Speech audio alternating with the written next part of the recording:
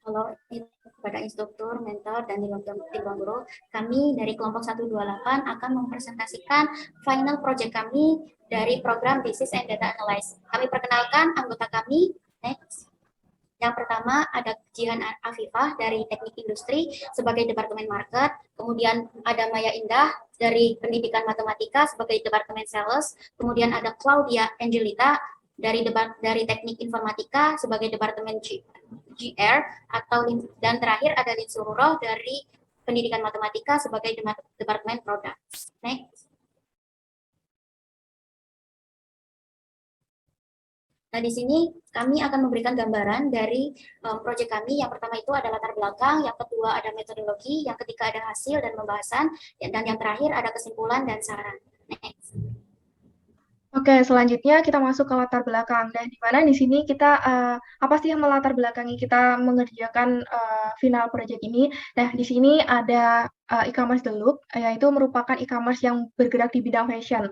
Nah, seiring berkembangnya zaman, kebutuhan masyarakat akan produk fashion itu meningkat karena produk fashion ini sendiri dia merupakan kebutuhan primer dari setiap manusia, di mana kemudian seiring berkembangnya zaman, tren fashion itu terus mengikuti perkembangan zaman, di mana anak muda itu juga mengikuti tren fashion yang ada. Nah, dengan adanya tren fashion tersebut, membuat banyak orang untuk mengembangkan bisnisnya di bidang fashion, sehingga menyebabkan adanya persaingan bisnis yang cukup ketat. Nah, oleh karena itu, perusahaan ingin meningkatkan penjualan dengan menyusun beberapa strategi terbaik, mulai dari segi produknya, kemudian karyawan, pelayanan, serta strategi pemasaran yang akan dilakukan.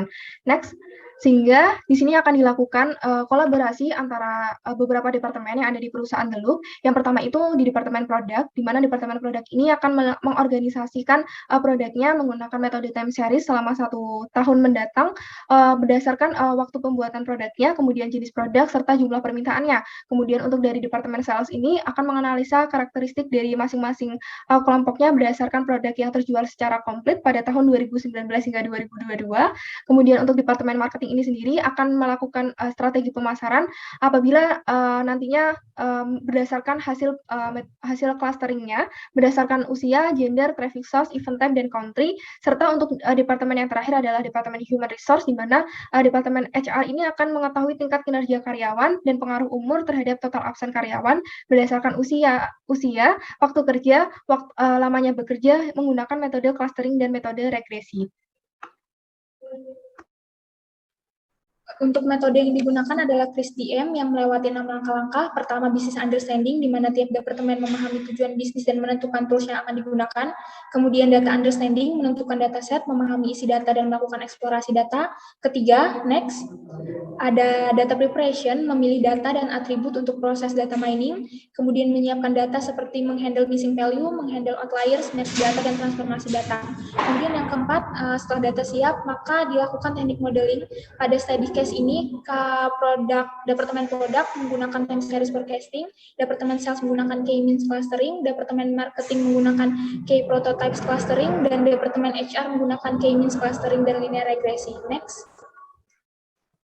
Kemudian tahap kelima yaitu evaluation. Setelah dilakukan modeling, maka tiap departemen mengevaluasi dan memberikan keputusan sebagai standar menentukan tujuan bisnis. Dan tahap terakhir deployment yaitu mempresentasikan hasil modeling. Next.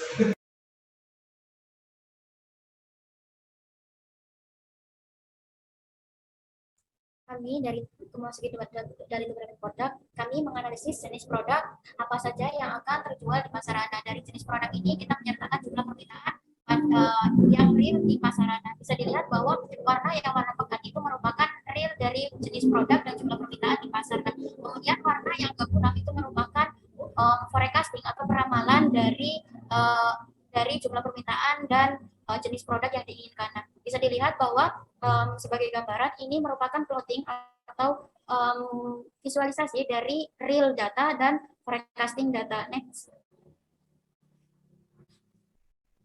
Nah, kalau tadi berdasarkan produk, ini kita menganalisis jumlah permintaan di pasar. Nah, kita bisa lihat trendline atau jumlah permintaan di pasar sebagaimana terlihat di layar. Nah, setelah kita mendapatkan jumlah permintaan di pasar secara real, kita memforecastingkan bahwa menghasilkan forecasting bahwa setiap produk atau setiap permintaan pada produk itu tidak memiliki signifikan di pasar kayak gitu. Nah, bisa dilihat bahwa jumlah permintaan dan forecasting sebagaimana di layar sebelah kanan. Next. Dari Departemen Sales menganalisa status pemesanan yang berhasil terjual kepada user tahun 2019 hingga 2022 sebesar 25%. Untuk total sales pemesanan komplit dari tahun 2019 hingga 2021 mengalami peningkatan per bulannya. Namun di tahun 2022, pada bulan Juni menurun drastis karena data yang diperoleh hanya sampai 6 Juni 2022. Kemudian untuk kategori produk yang paling banyak dipesan adalah intimates, namun kategori produk yang menghasilkan laba paling tinggi yaitu fashion hoodies dan sweaters. Berikut adalah visualisasi jumlah anggota klaster dari hasil analisa yang telah dilakukan. Dari klaster 1 atau warna coklat yang muda adalah produk-produk yang paling sedikit dipesan, harga produksi dan jualnya mahal, dan memberikan laba yang tinggi. Untuk klaster 2 yaitu produk yang paling banyak dipesan, harga produksi dan jualnya murah, dan memberikan laba yang sedikit. Dari kedua klaster terlihat bahwa rata-rata lama pelayanan serupa yaitu 4 hari lamanya. Oke, selanjutnya di Departemen Marketing itu sendiri, di sini merupakan dashboard dari profiling cluster di Departemen Marketing. Nah, di mana Departemen Marketing ini sendiri menggunakan data event, user, dan order. Kita bisa lihat berdasarkan dari gendernya itu sendiri, bahwasannya untuk yang warna biru ini merupakan untuk perempuan dan warna orange itu berdasarkan dari laki-laki. Nah, bisa dilihat bahwasannya untuk klaster pertama, klaster ketiga, dan kelima itu lebih dominan laki-laki, sedangkan untuk klaster kedua dan keempat itu lebih dominan perempuan. Selanjutnya kita bisa melihat dari persebaran usianya, di mana untuk masing-masing klaster itu memiliki range-nya tertentu ya. Misalnya untuk yang di klaster kedua ini yang berwarna orange itu range-nya antara usia 10 hingga sekitar 20 tahun dan seterusnya. Kemudian untuk bagian traffic source-nya itu sendiri, di mana di semua klaster itu rata-rata usernya sama, mengaksesnya melalui search, bukan melalui email, Facebook, ataupun yang lainnya.